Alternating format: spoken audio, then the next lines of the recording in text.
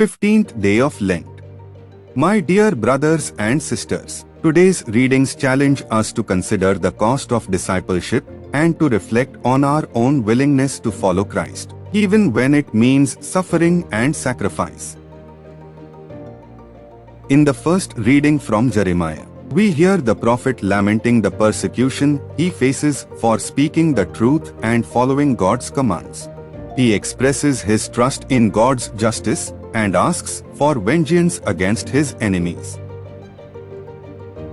Similarly, in the Gospel reading, Jesus foretells his impending suffering and death, and rebukes James and John for seeking positions of power and authority in his kingdom. He reminds them that true greatness comes from serving others, just as he himself came not to be served, but to serve and to give his life as a ransom for many. As we continue our Lenten journey, let us take these readings to heart and consider our own willingness to follow Christ, even when it means suffering and sacrifice. Are we truly willing to lay down our lives for Him and for others? Or are we more concerned with our own status and desires? One saint who exemplified this radical obedience and self-giving love was Saint Maximilian Kolbe.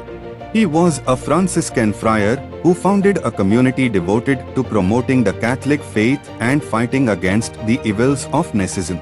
During World War II, he was arrested and sent to Auschwitz, where he offered to take the place of a fellow prisoner who was condemned to die. Saint Maximilian Kolbe's example reminds us that true greatness comes from selfless service and sacrificial love.